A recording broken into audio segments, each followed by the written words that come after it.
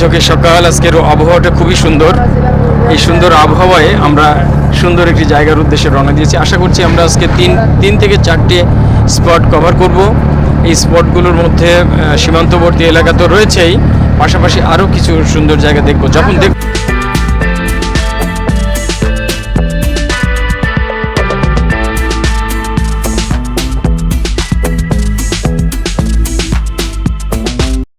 এই যে এক বুড়ো গাছ আর এই যে জংলি গাছপালা রাস্তার দুপাশ থেকে উঠে আসা, যেটি রোপিত নয় ন্যাচারালি, এই যে অদ্ভুত জংলি পরিবেশের মধ্যে দিয়ে মিশমিশে কালো রাস্তা, আমার সব থেকে প্রিয় যে জিনিসটি, সেটি আমার মনকে খুব আনন্দিত।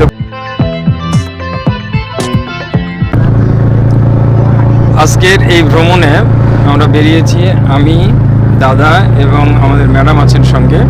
তো আমরা সবাইকে দেখতে পাচ্ছি এখানে, হ্যাঁ, এবং আমাদের সঙ্গে যিনি সহযোগী হিসাবে আছেন আমাদের গাড়ির যিনি পরিচালনাকারী, তিনি মিজান ভাই।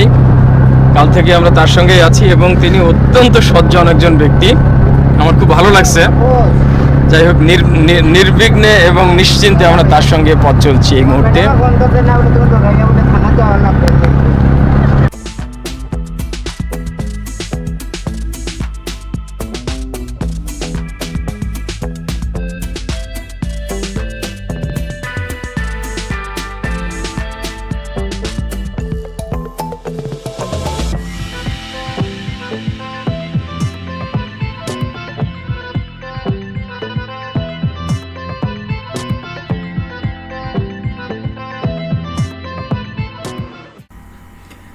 আমি প্রথমে যেতে চেয়েছিলাম চাতলাপুর বর্ডার, কিন্তু দাদা আমাকে বললেন যে এর থেকে বীরশ্রেষ্ঠ সিপাহী আমিদুর রহমানের মনুমেন্টের যে জায়গাটি, সেটি হবে অনেক সুন্দর হবে এবং একটু দূরে যেহেতু, সেটি শেষ করে এসে আমরা চাতলাপুরে যাব। তো সেই কথা মতোই আমরা এরপরে এই সবুজ গাছপালা, এই কালো পিচের রাস্তা এবং গ্রামের সৌন্দর্য দেখতে দেখতে ভানুগাছ হয়ে গিয়েছিলাম প্রথমেই বীরশ্রেষ্ঠ সিপাহী হামিদুর রহমানের মনুমেন্ট দেখার জন্য। প্রচুর চা বাগান বেষ্টিত এই জায়গাটি ন্যাশনাল টি গার্ডেন তথা পাত্রখোলা এবং দলই চা বাগান, যা নয়নাভিরাম এবং ছায়া ঘেরা একটি বিস্তীর্ণ এলাকা। সত্যি এই চলার পথটি ছিল অসাধারণ সুন্দর।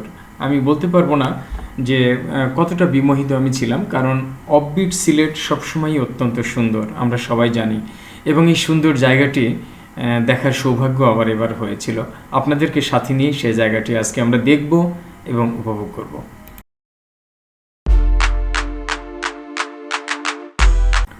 কথা বলতে বলতেই আমরা চলে এসেছি শমশেরনগর এয়ারপোর্ট তথা এয়ারবেসের পাশে। এই যে সামনে আমরা বিল্ডিংটি দেখতে পাচ্ছি, এই বিল্ডিংটি আসলে এয়ারপোর্ট তথা এয়ারবেসের মেন বিল্ডিং। এটি এখন বাংলাদেশ এয়ারফোর্সের আওতাধীন। এটি দ্বিতীয় বিশ্বযুদ্ধের সময় তৈরি হয়েছিল। এখন এটি সম্পূর্ণ এয়ারফোর্সের দখলে, বাংলাদেশ এয়ারফোর্সের দখলে, এবং এখানে বাংলাদেশ এয়ারফোর্সের বিভিন্ন প্রশিক্ষণ তথা অন্যান্য বিষয়গুলো হয়ে থাকে। এখানে আমরা একটু এগুলোই দেখতে পারবো, তাদের স্কুল, তারপরে তাদের আবাসিক ভবন সহ অন্যান্য স্থাপনা তো রয়েছেই।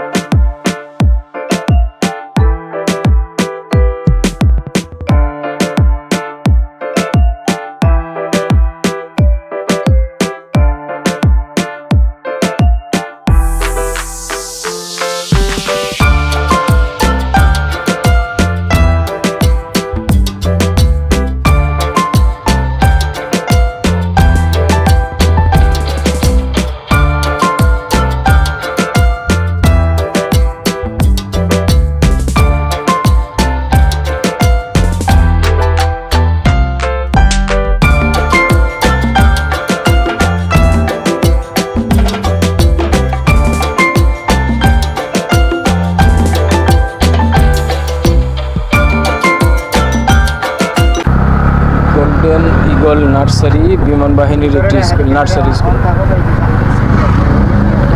ও আচ্ছা আচ্ছা আচ্ছা, fine. BAF Shaheen college Shamshernagar, এটিও বিমান বাহিনীর স্কুল অ্যান্ড কলেজ। তার মানে এইটি হলো শমশেরনগর বাজার।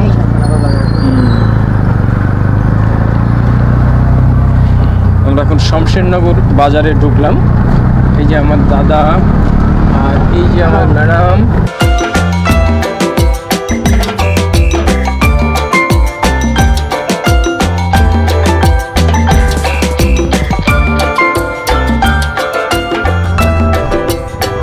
এটা ভানুগাছ ব্রিজ।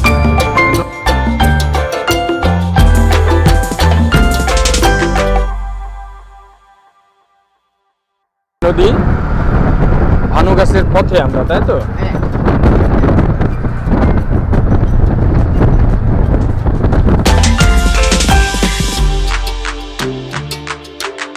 কিছুক্ষণের মধ্যেই আমরা পৌঁছে গেলাম ভানুগাছ বাজারে, এবং সেখানে রাধুনী নামে একটি রেস্টুরেন্টে বসলাম আমরা একটু নাস্তাপাতি করার জন্য। সেখানে আমরা গরম গরম পরোটা, একটু সবজি নিয়ে নাস্তা করে একটু চাটা খেয়ে আমরা সেখান থেকে আবার রওনা দিলাম আমাদের লক্ষ্যের উদ্দেশ্যে। ও আদিবাসী কালচারাল সেন্টার, তাই তো? ও ফাইন তো। মণিপুরি আদিবাসী কালচারাল সেন্টার, এটা গভর্নমেন্ট অর্গানাইজড, বাট আদিবাসীদের জন্যই সম্ভবত। সামনে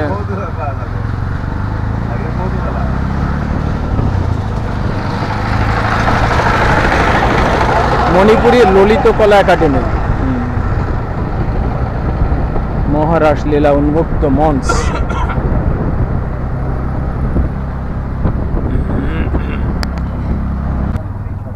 আহা, ওদের আমি মানে অরিজিনালি এরা মণিপুরের বাসিন্দা, ওরা এখানে এসে বাড়ি টাড়ি করে এখানে থাকে, তাই না?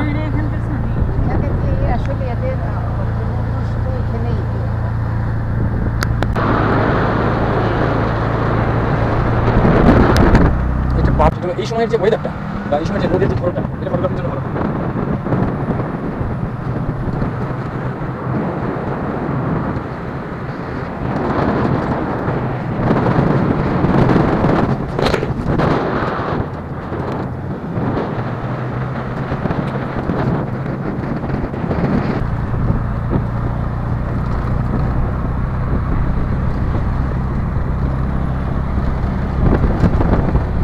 দুপাশেই চা বাগান, মাঝখান দিয়ে সুন্দর রাস্তা এবং দুপাশে গাছ। মনে হচ্ছে বাগানের ভিতর দিয়েই আমরা যাচ্ছি, এটি বাগানেরই একটি রাস্তা।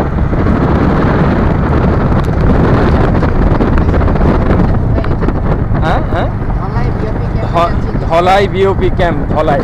হ্যাঁ, বীরশ্রেষ্ঠ হামিদুর রহমানের যেখানে স্মৃতিসৌধ আছে, আমরা সেখানে যাচ্ছি এবং সেটার উদ্দেশ্যেই আমরা রওনা হয়েছিলাম সকাল থেকে।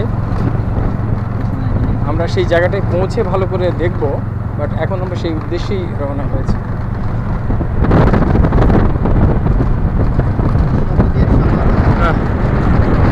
প্রাণ জড়িয়ে যায়, প্রাণ জড়িয়ে যায়।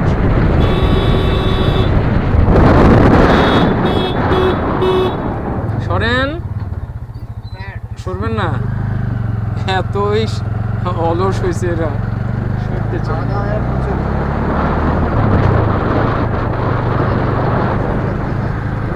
সব থেকে বড় কথা, এই প্রচণ্ড গরমে চারিদিকে যখন হাপিত্তেশ করা অবস্থা, আমরা তখন শান্তির সুবাতাস পাচ্ছি গায়ে। আর কি সুন্দর একটি হিম হিম একটি, এটা দলয় চা বাগান, দলয়, হ্যাঁ এটা হচ্ছে দলয় চা বাগান। এটা হিম হিম পরিবেশ, যা বলছিলাম, খুব সুন্দর শীতল একটি বাতাসের পরশ আমাদের মুখমণ্ডলে ভুলিয়ে যাচ্ছে, কারণ চারিদিকে প্রচুর ছায়া ঘন এলাকা এবং চা বাগান। এখানে তাপ শোষিত হচ্ছে, যে কারণে আমরা এই তাপের সন্ধানটা পাচ্ছি না, বরং আমরা শীতলতার সন্ধান পাচ্ছি।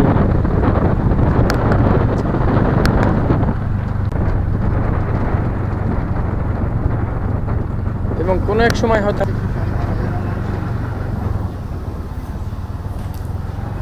1971 সালের অক্টোবর মাসে হামিদুর রহমান 4 নম্বর সেক্টরের অধীনে প্রথম ইস্ট বেঙ্গল রেজিমেন্ট সি কোম্পানির সদস্য হিসেবে মৌলভীবাজার জেলার অন্তর্গত কমলগঞ্জ উপজেলার ধলই সীমান্ত ফাঁড়ির দখল অভিযানে অংশগ্রহণ করেন। অক্টোবরের 28 তারিখে মুক্তিবাহিনীর প্রথম ইস্ট বেঙ্গল রেজিমেন্টের সি কোম্পানির সাথে পাকিস্তান বাহিনীর 30 ফ্রন্টিয়ার রেজিমেন্টের মধ্যে তুমুল সংঘর্ষ বাধে। ভোর 4টায় মুক্তিবাহিনী লক্ষ্যস্থলের কাছে পৌঁছে অবস্থান নেয়। সি কোম্পানির সামনে 2 প্লাটুন এবং পিছনে 1 প্লাটুন সৈন্য নিয়ে অগ্রসর হতে থাকে শত্রু অভিমুখে। শত্রু অবস্থানের কাছাকাছি এলে একটি মাইন বিস্ফোরিত হয়। তা সত্ত্বেও মুক্তিবাহিনী সীমান্ত ফাঁড়ির খুব কাছে পৌঁছে গেলে ফাঁড়ির দক্ষিণ পশ্চিম প্রান্ত হতে পাকিস্তানি সেনাবাহিনীর মেশিন গানের গুলিবর্ষণের জন্য তারা আর অগ্রসর হতে পারছিল না। এমত অবস্থায় মুক্তিবাহিনী পাকিস্তান বাহিনীর মেশিন গান পোস্টে গ্রেনেড হামলার সিদ্ধান্ত নেয়। গ্রেনেড ছোড়ার দায়িত্ব দেওয়া হয় সিপাহী হামিদুর রহমানকে। তিনি পাহাড়ি খালের মধ্যে দিয়ে ক্রলিং করে গ্রেনেড নিয়ে অগ্রসর হন। 2টি গ্রেনেড সফলভাবে মেশিন গান পোস্টে আঘাত হানে, কিন্তু তার পরপরই হামিদুর রহমান গুলিবিদ্ধ হন। সেই অবস্থাতেই তিনি মেশিন গান পোস্টে গিয়ে সেখানকার 2 জন পাকিস্তানি সৈন্যের সাথে হাতাহাতি যুদ্ধ শুরু করেন। এভাবেই আক্রমণের মাধ্যমে হামিদুর রহমান এক পর্যায়ে মেশিন গান পোস্টকে অকার্যকর করে দিতে সক্ষম হন। এই সুযোগে ইস্ট বেঙ্গল রেজিমেন্টের মুক্তিযোদ্ধারা বিপুল উদ্যমে এগিয়ে যান এবং পাকিস্তানি বাহিনীকে পরাস্ত করে এই সীমান্ত ফাঁড়িটি দখল করতে সমর্থ হন। কিন্তু হামিদুর রহমান বিজয়ের স্বাদ আস্বাদন করতে পারেনি। ফাঁড়িটি দখলের পরে মুক্তিযোদ্ধারা শহীদ হামিদুর রহমানের লাশ উদ্ধার করে। শহীদ মুক্তিযোদ্ধা সিপাহী হামিদুর রহমান অসীম বীরত্বের জন্য প্রদত্ত বাংলাদেশের সর্বোচ্চ সামরিক পদক বীরশ্রেষ্ঠ পদক লাভ করেন। সেই বীরদের স্মরণ করতেই আজকে আমরা হাজির হয়েছি এই ভারত বাংলাদেশ সীমান্তের 0 পয়েন্টে তাদের আত্মত্যাগের গাথা অনুসন্ধান করতে।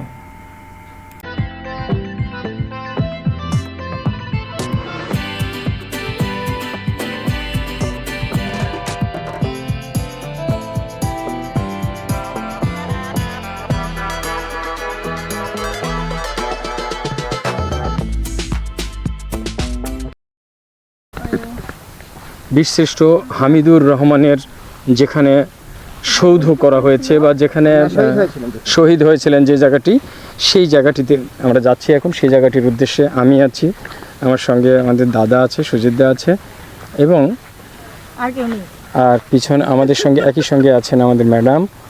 আমরা সবাই 3 জন মিলেই সেই জায়গাটি দেখার জন্য ধীরে ধীরে এগিয়ে যাচ্ছি। এই যে আমাদের এই সামনে যে ক্ষেতটি দেখতে পাচ্ছেন, এই ক্ষেতের ওপারেই আমাদের সেই লক্ষিত জায়গাটি। আর আমরা সীমান্তবর্তী, যেহেতু বিজিবি ক্যাম্প, বোঝাই যাচ্ছে যে এটি সীমান্তবর্তী এলাকা এবং ওপারেই ভারতের এটি নিশ্চয়ই ত্রিপুরা রাজ্য, ভারতের ত্রিপুরা রাজ্যের অংশ এই এলাকাটি।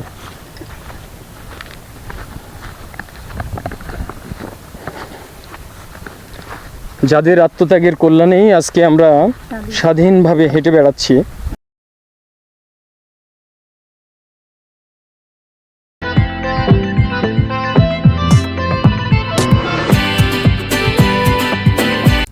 এই যে ধান ক্ষেতের মধ্যেই আমরা সাদা সাদা যে জিনিসগুলো দেখতে পাচ্ছি সেগুলোই সীমান্ত পিলার, এবং আমরা ঠিক যে জায়গায় এসে দাঁড়িয়েছি এটি সেই জায়গা যেখানে বীরশ্রেষ্ঠ শহীদ সিপাহী হামিদুর রহমানের মৃতদেহটি নিথর হয়ে পড়েছিল। এখানে এই ছোট্ট লোহার দণ্ডটি স্থাপন করা হয়েছে, যেটি একটি ছোট্ট পিলারের মতো, এবং সেখানেই তার উদ্দেশ্যে কিছু কথা লেখা আছে তার সম্পর্কে। এই জায়গাটি সেই জায়গা যেখানে একদিন সমস্ত আকাশ বাতাস প্রকম্পিত করে জীবনের মায়া ত্যাগ করে যে পাকিস্তানি হানাদার বাহিনীর কবল থেকে দেশকে মুক্ত করতে গ্রেনেড ছুঁড়েছিল এবং গুলি খেয়ে নিজেকে আত্মাহুতি দিয়েছিল।